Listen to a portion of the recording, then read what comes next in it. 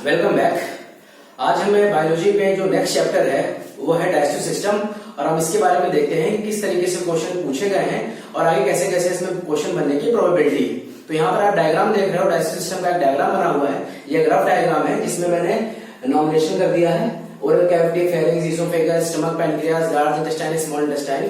तो सबसे पहले हम यहाँ पर देखते हैं कि क्वेश्चन किस तरीके से बनते हैं। यहाँ पर देखिए सबसे पहला क्वेश्चन ये बनता है कि डाइजेशन स्टार्ट कहां पर होता है और डाइजेशन कंप्लीट कहां पर होता है। पहला तो क्वेश्चन ये बनता है। दूसरा क्वेश्चन यहाँ बनता है ग्लैंड्स के बारे में, जिनको हम बोलते हैं एक्सेसरी ग्लैंड्स या सहायक ग्रंथियां या पाचक ग्रंथियां। और तीसरा क्वेश्चन यहाँ पर बनता है डाइजेस्टिव जूस, जो भी जूस है जैसे स्मॉल इंटेस्टाइन, छोटी आंत में कौन कौन सा जूस बनता है, या स्टमक में कौन सा जूस बनता है, पाचक रस कौन सा बनता है, ठीक है, या बड़ी आंत में कौन सा जूस बनता है, तो बड़ी आंत में कोई जूस नहीं बनता है, ठीक है। पाचन कहां पर नहीं होता है, जैसे इसोफेगस, ग्रासनाल में कोई पाचन नहीं होता। तो चलो मैं करके देखते हैं कि किस तरीके से यहाँ पर क्वेश्चन बनेंगे और हमको किस तरीके से इनको टैकल करना है, सॉल्व करना है। तो चलिए स्टार्ट करते हैं। सबसे पहले अगर बात करें कि पाचन मतलब होता क्या है, व्हाट इज डाइजेशन। तो डाइजेशन की अगर मैं सिंपल सी बात करूं तो डाइजेशन की एक सिंपल सी डेफिनेशन होती है कि complex food converted into simple food, और इसको कन्वर्ट कौन करता है, डाइजेस्टिव जूस करते हैं। मतलब हिंदी में अगर मैं बोलूं तो जटिल खाद्य पदार्थ या जटिल भोज्य पदार्थ किसे बदलते हैं, सरल भोज्य पदार्थ में। सुबह आप उठे, आपने ब्रेकफास्ट किया, लंच किया, लंच में आपने कॉम्प्लेक्स फूड खाया। कॉम्प्लेक्स फूड का मतलब आपने खाया दाल, रोटी, चावल, सब्जी जो भी खाया, ये कॉम्प्लेक्स है, जटिल है। और फिर ये धीरे धीरे 2-4 घंटे बाद ये छोटे छोटे अपने पार्ट्स में टूटता है। मतलब ये प्रोटीन, कार्बोहाइड्रेट, फैट्स, इन सब में टूटेगा। अब इनको तोड़ने के लिए आएगा कौन, वो आते हैं डाइजेस्टिव जूस। तो चलिए देखते हैं किस तरीके से डाइजेस्टिव जूस आते हैं। सबसे पहले अगर मैं बात करूं तो यहां पर लिख देता हूं पाचन मतलब डाइजेशन मतलब होता क्या है। तो मैं लिखता हूं जटिल पदार्थ, जटिल भोज्य पदार्थ, कॉम्प्लेक्स फूड किसमें कन्वर्ट होगा, सरल भोज्य पदार्थ में, सिंपल फूड में कन्वर्ट होगा। सरल पदार्थ सिंपल में, और इसको डाइजेस्ट करने के लिए या इसको इसमें कन्वर्ट करने के लिए कौन आता है, तो वो आता है digestive juice. Digestive juice, digestive juice का मतलब है पाचक रस। ठीक, ये तो हो गया सिंपल से definition what is digestion. Clear है। अब अगर मैं बात करूं डाइजेशन को कितने पार्ट में तोड़ा गया है, तो मैं डाइजेशन के तोड़ने की अगर बात करूं तो यहां पर मैं आपको बताता हूं डाइजेशन को कैसे तोड़ा गया है। इधर देखिए, डाइजेशन को तोड़ने के लिए एक तो है डाइजेशन इन एलिमेंट्री कैनाल, आहार नाल। आहार नाल को बोलते हैं एलिमेंट्री कैनाल। और दूसरा है डाइजेशन इन एक्सेसरी ग्लैंड्स या हेल्पिंग ग्लैंड्स या सहायक, हिंदी में कहेंगे सहायक ग्रंथियां, हेल्पिंग ग्लैंड्स। हेल्पिंग ग्लैंड्स इसलिए बोलते हैं, एक्सेसरी ग्लैंड्स इसलिए कहते हैं क्योंकि ये डाइजेशन में क्या करती हैं, हेल्प करती है। तो आहार नाल होता क्या है, एलिमेंट्री कैनाल होता क्या है। तो देखिए ये जो ओरल कैविटी है, ओरल कैविटी से स्टार्ट होता है आपका आहार नाल या एलिमेंट्री कैनाल, और ये जाता कहां पर है, ये जाता है एनस या गुदा तक। ठीक है, गुदा से पहले ये खत्म हो जाता है। गुदा से पहले मतलब जो बड़ी आंत आप देख रहे हो, लार्ज इंटेस्टाइन देख रहे हो, इसमें 3 पार्ट होते हैं, सीकम, कोलन और रेक्टम। तो रेक्टम पे ये खत्म हो जाता है। ठीक, अब आहार नाल की कुल लंबाई 30 फीट होती है। अब आप समझ सकते हैं कि कितनी लंबी है आहार नाल, 30 फीट है कुल एलिमेंट्री कैनाल की लेंथ। और एक्सेसरी ग्लैंड्स की अगर बात करें तो एक्सेसरी ग्लैंड्स यहाँ पर कौन कौन सी आएंगी, तो ये लिवर हो गई, ठीक है, लिवर के बाद पैनक्रियाज जिसको हम अग्नाशय कहते हैं, गॉल ब्लैडर हो गया। तो यहां पर आते हैं, ये हैं एक्सेसरी ग्लैंड्स या सहायक ग्रंथियां। तो ये तो हो गया एक नॉर्मल सी बात। ठीक, अब हम स्टार्ट करते हैं कि डाइजेशन कैसे स्टार्ट होता है। तो जैसे ही आपने खाना खाया, तो खाना आपने जैसे ही खाया वो गया ओरल कैविटी में, जो लिखा हुआ है ऊपर मुख गुहा। यहां पर आपने खाना खाया, ओरल कैविटी से आपने खाना खाया। तो जब आप ओरल कैविटी से खाना खाते हो तो यहां पर सबसे पहला जो जूस बनता है वो यहीं पर बनेगा और उसका नाम है लार। आप सभी जानते हो सलाइवा कहते हैं। तो सलाइवा या लार बनाता कौन है, क्वेश्चन ये बनेगा। तो अगर मैं बात करूं ओरल कैविटी में, मैंने यहां पर हेडिंग डाली है ओरल कैविटी। आप लोग वीडियो पॉज करके इस चीज को नोट करते रहिएगा। ओरल कैविटी को बोला जाता है हिंदी में मुख गुहा, डायग्राम में आप देख रहे हो। तो ओरल कैविटी में जैसे आपने खाना खाया, यहां पर होती है, बनती है सलाइवा। सलाइवा को बोलते हैं हम हिंदी में लार। अब क्वेश्चन अगला बनेगा कि सलाइवा को कौन बनाता है। तो सलाइवा को बनाने के लिए कौन आएगा, वो आएंगे सलाइवरी ग्लैंड्स। सलाइवरी ग्लैंड को हिंदी में कहते हैं लार ग्रंथियां। देखिए इसमें कुछ ज्यादा आपको दिमाग लगाने की जरूरत नहीं है, ज्यादा रटना नहीं पड़ेगा, सिंपल सी बात है। लार कहाँ बनती है, तो लार ग्रंथि में बनती है। ठीक, सलाइवा फॉर्म्ड बाय या प्रोड्यूस्ड बाय सलाइवरी ग्लैंड्स। अब अगर मैं बात करता हूं कि सलाइवरी ग्लैंड्स कितनी होती है, तो आप बोलोगे 3 पेयर्स या 3 जोड़ा। 3 पेयर्स होती है, मतलब कि 3 into 2 कितनी हो गई 6। 3 होती है राइट, 3 होती है लेफ्ट, तो टोटल होती है 3 पेयर्स। क्वेश्चन आया हुआ है ये। ठीक, अब कौन कौन सी ये होती हैं सलाइवरी ग्लैंड्स, कौन कौन सी हैं, तो चलो हम देख लेते हैं सलाइवरी ग्लैंड्स कौन कौन सी हैं। तो सबसे पहला नाम है सब मैक्सिलरी, सब मैक्सिलरी। दूसरा है सब लिंगुअल, सब लिंगुअल। तीसरा है पैरोटिड। ये नाम आपको क्यों याद रखना है मैं आपको बता रहा हूं। इसमें क्वेश्चन बनता है कि सबसे बड़ी लार ग्रंथि कौन सी है, लार्जेस्ट सलाइवरी ग्लैंड, वो है पैरोटिड। ये सबसे बड़ी है, लार्जेस्ट ग्लैंड है सलाइवरी ग्लैंड। सलाइवरी ग्लैंड याद रखिएगा, लार्जेस्ट ग्लैंड नहीं, लार्जेस्ट सलाइवरी ग्लैंड, नाम पर याद रखिएगा। सबसे बड़ी लार ग्रंथि। सब मैक्सिलरी अधोजिह्वा, अधोहनु, अधोकर्ण। अधोजिह्वा, अधोहनु, अधोकर्ण, ये हिंदी में कहा जाता है। हिंदी का थोड़ा सा टफ लग रहा होगा आपको, आप इसको इस तरीके से भी याद रख सकते हो, सब मैक्सिलरी, ऐसे भी आ सकता है सब मैक्सिलरी। बायो में मैंने आपको बताया था देवनागरी लिपि का भी प्रयोग किया जाता है, क्योंकि गूगल ट्रांसलेट करता है। कोई भी पेपर बनेगा वो आपका इंग्लिश में ही बनेगा और उसको ट्रांसलेट करता है गूगल। तो गूगल ने अगर ये ट्रांसलेट कर दिया तो आप बैठे रह जाओगे। अधोजिह्वा, अधोहनु नहीं लिखा तो क्या करोगे, लड़ोगे तो है नहीं। तो आपको इस तरीके से याद रखना है, सब मैक्सिलरी, सब लिंगुअल और पैरोटिड। ये तो है 3 सलाइवरी ग्लैंड्स। तो टोटल हो गई 6 नंबर, और सबसे बड़ी है पैरोटिड। ठीक है, अब इसके बाद अगला क्वेश्चन क्या बनेगा, लार बन गई, लार ग्रंथियों में सलाइवरी ग्लैंड्स में। अगला क्वेश्चन इसी में बनेगा कि लार में कौन सा एंजाइम होता है। एंजाइम की बात करें तो यहां पर एंजाइम आता है टाइलिन, यहां पर पी साइलेंट है, पटाइलिन नहीं बोलोगे, टाइलिन कहोगे।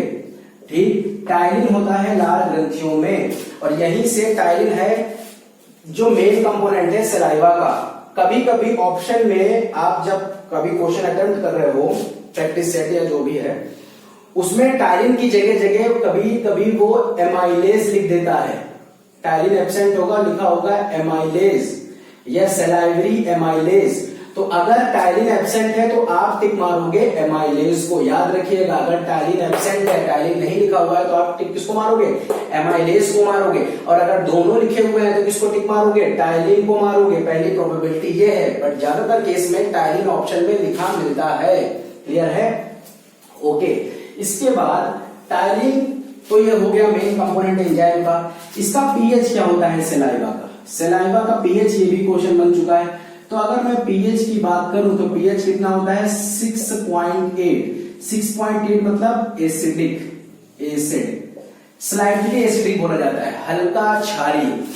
जब आप खाना नहीं खा रहे हो, अभी आप खाना नहीं खा रहे, मान लिया मैं खाना नहीं खा रहा हूं, तो मेरा जो ओरल कैविटी में जो सलाइवा है जो बन रही है उसका पीएच होगा न्यूट्रल, मतलब 7, उदासीन। जैसे आप खाना खाना शुरू करोगे ये पीएच हल्का सा शिफ्ट हो जाएगा अम्ल की तरफ, मतलब 6.8। क्लियर हो गया, ओके। तो ये है एसिडिक मतलब अम्लीय।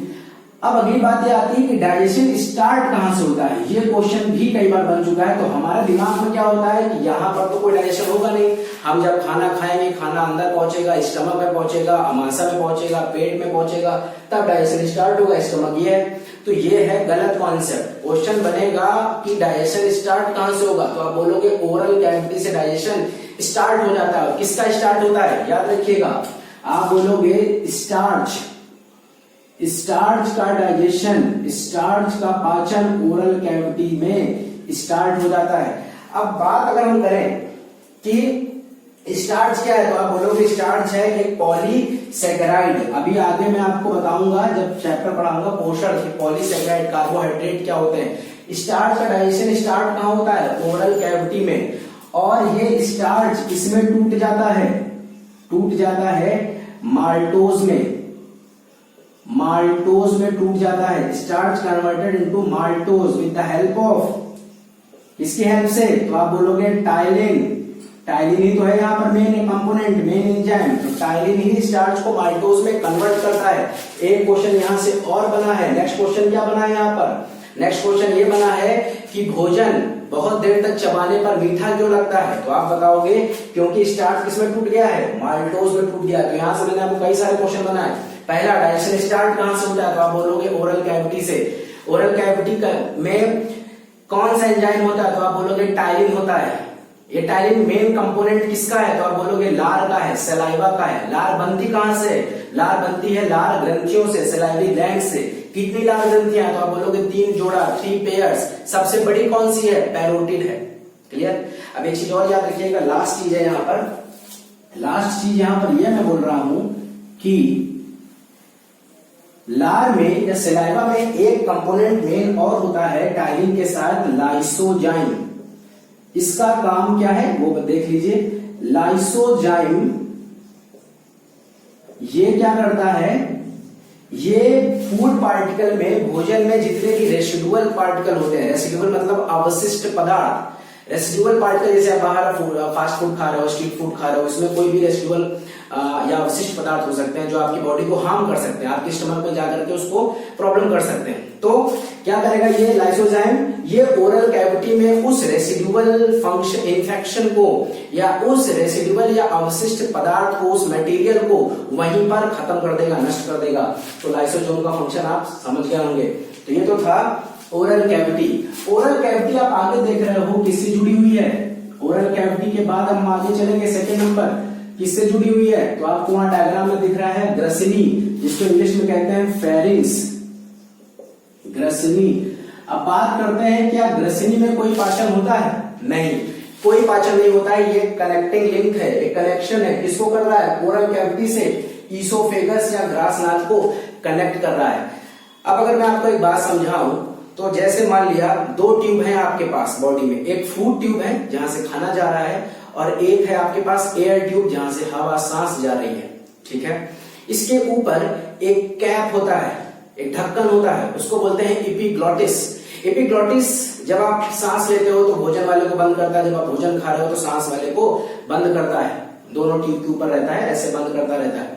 इसीलिए बोला जाता है कि जब आप खाना खाएं तो बात ना ही करें तो ठीक है, नहीं तो खाना फंस सकता है। मतलब वो एयर ट्यूब में हिट कर सकता है, हल्का सा ही टच करेगा तो आपको बहुत ज्यादा खांसी आएगी। अब फेरिंग्स में कोई भी डाइजेशन नहीं होता है। फेरिंग्स इन दोनों ट्यूब से ऊपर का भाग है, यहां पर है फेरिंग्स। फेरिंग्स से आगे जाओगे तो आपको मिलेगी ग्रास नाल, फूड ट्यूब, जिसको मैंने लिखा ईसोफेगस। क्लियर हो गया? तो फेरिंग्स में यहां पर कोई भी पाचन नहीं होगा। फेरिंग्स के बाद हम जाते हैं, तीसरा नंबर हमारा क्या है? ईसोफेगस, जिसको हमने लिखा ग्रास नाल, ईसोफेगस। ईसोफेगस की अगर बात करें, ग्रास नाल की बात करें, तो ग्रास नाल में क्या होगा? पाचन होगा। तो आप बोलोगे यहां पर भी कोई डाइजेशन नहीं होता है, बस ये एक ट्यूब है जो खाने को कहां पर लेके आती है? ओरल कैविटी से कहां पर लेके आएगी? नीचे दिख रहा है आपको स्टमक, स्टमक में लेकर इस फूड पार्टिकल को डाल देगी।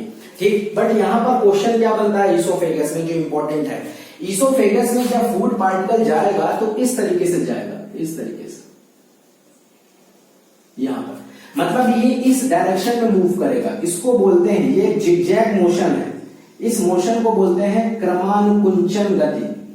क्रमानुकुंचन गति, जिसको हिंदी में, इंग्लिश में कहा जाता है पेरिस्टाल्टिक मूवमेंट।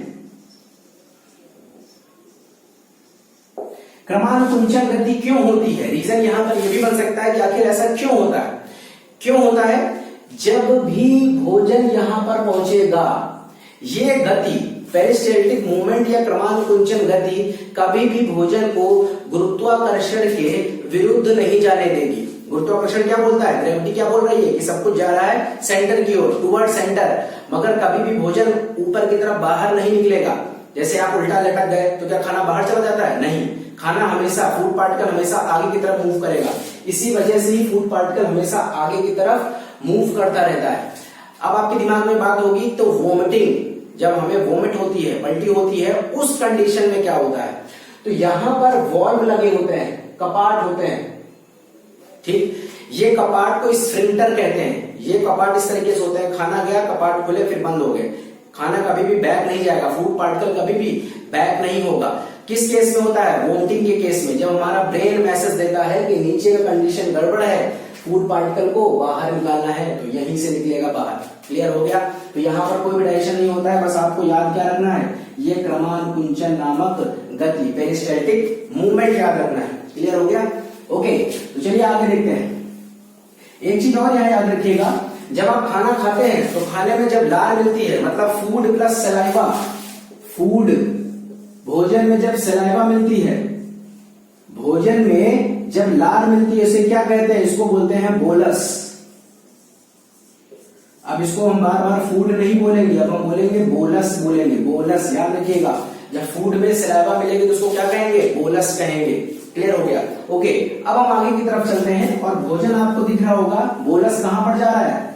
बोलस पहुंचेगा स्टमक में। ये देखिए, इसोफेगस किससे कनेक्ट है? स्टमक से कनेक्ट है, अमाशय से कनेक्ट है। देखिए, अमाशय और अग्नाशय में थोड़ा सा कंफ्यूजन होता है लोगों को, तो मैं कहूंगा आप इंग्लिश में ही याद रखो, स्टमक और पेनक्रियास। स्टमक होता है अमाशय। तो चलिए हम अमाशय की बात करते हैं, जिसको हमने बोला स्टमक। स्टमक में क्या होता है? पहला क्वेश्चन सबसे ज्यादा जो बनता है वो क्या बनता है कि स्टमक में कौन सा जूस बनता है? उस जूस का नाम है, सभी याद रखिएगा, गैस्ट्रिक जूस। देखिए, जब भी कहीं गैस्ट्रिक, गैस्ट्रो आए तो आप याद रखिएगा कि वो बात हो रही है किसकी? वो बात हो रही है हमेशा स्टमक की, और किसी चीज की बात नहीं हो रही, या तो गैस्ट्रिक या गैस्ट्रो। क्लियर हो गया? ओके, अब आगे देखते हैं कि गैस्ट्रिक जूस में या जठर रस, इसको हिंदी में कहते हैं जठर रस। गैस्ट्रिक जूस में मेन कंपोनेंट किसका होता है? तो आप बोलोगे HCl, हाइड्रोक्लोरिक एसिड। यहां से क्वेश्चन बना है कि गैस्ट्रिक जूस में कौन सा होता है, तो आप बोलोगे HCl होता है। ऑप्शन में HNO3 आ जाएगा, H2SO4 आ जाएगा, कई अलग अलग टाइप के आपको एसिड दे देगा, तो आप याद रखिएगा HCl होता है। ठीक, अब ये गैस्ट्रिक जूस सिर्फ अकेले HCl से ही नहीं बनता है। यहाँ पर स्टमक में अलग अलग टाइप की कुछ सेल्स होती हैं, कुछ कोशिकाएं होती हैं जो अलग अलग टाइप की जूस बनाती है। वो कोशिकाएं कौन सी हैं? चलो देखते हैं। अगर मैं बात करूं गैस्ट्रिक जूस कैसे बनता है, तो यहाँ पर स्टमक में 3 टाइप की सेल्स हैं, 3 टाइप की कोशिकाएं हैं। कौन कौन सी हैं? इधर देखो, सबसे पहली कोशिका का नाम है, कौन सी है वो कोशिका? Mucus cell. म्यूकस सेल या म्यूकस कोशिका, हिंदी में भी यही नाम है। दूसरा है ऑक्जेंटिक सेल या ऑक्जेंटिक कोशिका, और तीसरा है जाइमोजन, जाइमोजन सेल या जाइमोजन कोशिका। ये 3 टाइप की कोशिका होती हैं जो क्या बनाती है? Gastric juice. हिंदी में भी यही नाम है, म्यूकस कोशिका, ऑक्जेंटिक कोशिका और जाइमोजन कोशिका। तो म्यूकस कोशिका क्या बनाती है? नाम से ही क्लियर है, ये बनाएगी म्यूकस। म्यूकस हिंदी में ऐसे लिखेंगे म्यूकस। म्यूकस एक चिपचिपा पदार्थ होता है। ऑक्जेंटिक सेल क्या बनाएगी? ये बनाएगी HCl या हाइड्रोक्लोरिक एसिड बनाएगी। और जाइमोजन क्या बनाएगा? ये 2 चीज बनाएगा। सबसे पहला बनाएगा, उसका नाम क्या है? उसका नाम है आपका प्रोरेनिन, और दूसरा क्या है? उसका नाम है पेप्सिनोजन। ये तीनों लोग हैं, ये तीनों कोशिकाएं हैं जो अलग अलग टाइप की चीज बनाती हैं, और जब मैं इन सबको जोड़ दूंगा, प्लस कर दूंगा, तब आप बोलोगे कि ये क्या है? ये गैस्ट्रिक जूस या जठर रस है। क्लियर हो गया? अब देखिए यहां पर और क्या क्वेश्चन बनेगा। क्वेश्चन ये बनता है कि जब बोलस, मतलब जब फूड पार्टिकल स्टमक में एंटर करता है तो इसको क्या कहते हैं? इसको बोलते हैं चाइम। चाइम, या हिंदी में या कहीं कहीं आपको काइम लिखा मिलेगा, काइम, चाइम, चाइम या काइम।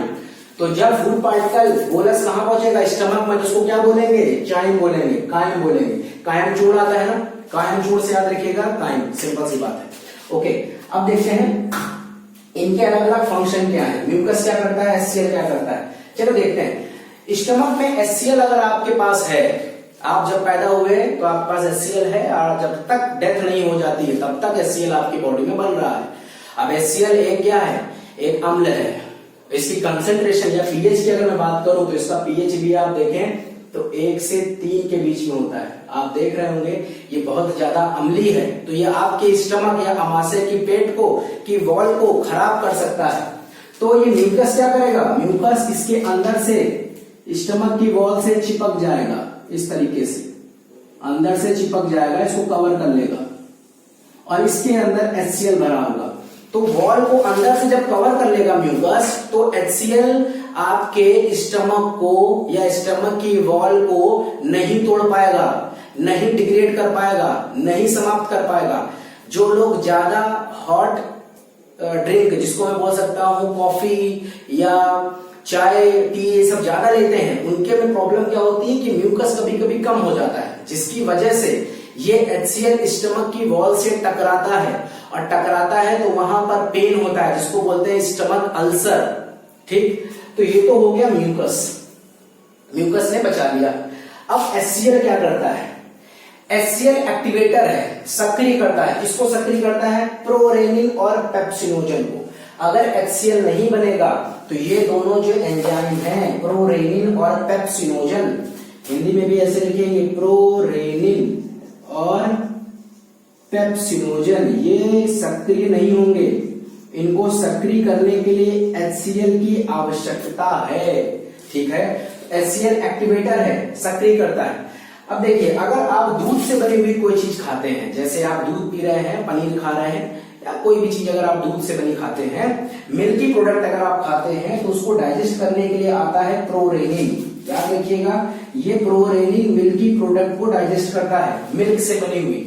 और अगर मिल्क के अलावा जैसे आप दाल खा रहे हैं, सोयाबीन दाल खा रहे हैं, नॉर्मल दाल खा रहे हैं, आप सप्लीमेंट ले रहे हैं, प्रोटीन सप्लीमेंट खा रहे हैं, तो वहां पर कौन डाइजेस्ट करेगा, पेप्सिनोजन। क्लियर है, दोनों ही डाइजेस्ट करते हैं प्रोटीन, मगर यहां पर एक छोटा सा डिफरेंस है कि जो दूध से बनी हुई है, मिल्की चीजें हैं, मिल्की प्रोडक्ट हैं, वो डाइजेस्ट करता है प्रोरेनिन, दूध वाला है प्रोरेनिन, और pepsinogen except milky product, milk से बनी हुई, दूध से बनी हुई चीजों के अलावा जितना भी प्रोटीन है वो कौन डाइजेस्ट करेगा, पेप्सिनोजन डाइजेस्ट करेगा। क्लियर हो गया। तो प्रोटीन का डाइजेशन कहां होता है, क्वेश्चन ये बनता है तो आप बोलोगे स्टमक में। फैट का डाइजेशन कहां से स्टार्ट होता है, तो आप फैट का डाइजेशन कहां से बोलोगे, या कार्बोहाइड्रेट का डाइजेशन कहां से बोलोगे, स्टार्च कहां से है, ओरल कैविटी से है, प्रोटीन का स्टमक से। क्लियर। कभी कभी आपने देखा होगा कि कोई व्यक्ति, या मैं नॉर्मल बात करूं, जब लोगों की एज बढ़ जाती है, 70 प्लस हो गए, 75 प्लस हो गए, ठीक, तो वो दूध, प्योर मिल्क या घी इत्यादि को नहीं पचा पाते, डाइजेस्ट नहीं कर पाते। क्यों, क्योंकि ये जो प्रोरेनिन सेल है ये अक्रिय अवस्था में चली जाती है। मैं उनकी बात नहीं कर रहा हूं जो गांव से जुड़े हुए हैं, जो गांव में रहते हैं, उनकी ये सेल छोटे से ही एक्टिव है। मैं उनकी बात कर रहा हूं जो शहर में रहते हैं, कभी कभी वो जाते हैं। ठीक। और दूसरी बात, कभी कभी कोई ऐसा लड़का जो मैकडी या डोमिनोज, मतलब बर्गर और पिज्जा, उसी पे डिपेंड है, उसका जीवन ही उसी पे डिपेंड चल रहा है, वो कभी दूध दही से सोकर मतलब ही नहीं है। अगर आप उसको प्योर मिल्क दे देते हो तो उसका पेट 1-2 दिन में खराब हो जाएगा, और वो कब तक, लगभग 2-4 दिन तक ये चीजें गड़बड़ रहेंगी। क्यों, क्योंकि ये जो प्रोरेनिन सेल है, ये सेल उसके में इनएक्टिव है, अक्रिय है। धीरे धीरे वो अपने आप को ठीक कर लेती है, तो फिर स्टमक या आमाशय ठीक हो जाता है। क्लियर हो गया। तो यहां से प्रोटीन का डाइजेशन होता है, कहां से, स्टमक से। तो ये तीनों ही चीज मिलकर के क्या बनाते हैं, गैस्ट्रिक जूस या जठर रस। एक क्वेश्चन और आता है कि खाना खाने के तुरंत पश्चात पानी क्यों नहीं पीना चाहिए। उसका एक सिंपल सी बात है कि जब आप खाना खाना शुरू करते हैं तो HCl बनना शुरू होता है। ठीक, HCl बनना शुरू होगा तो पीएच मेंटेन होगा 1 से 3 के बीच में। अब यहां पर बात करते हैं जो नॉन वेजिटेरियन है, जो नॉनवेज खाते हैं, मतलब जो मांसाहारी हैं, उनके में क्या होता है, जो पीएच होता है वो लगभग 1 के आसपास रहता है। और जो वेजिटेरियन है, मतलब जो शाकाहारी है, उनका पीएच थोड़ा सा कम, मतलब 3 के आसपास जाएगा, 2 से 3 के बीच में होगा।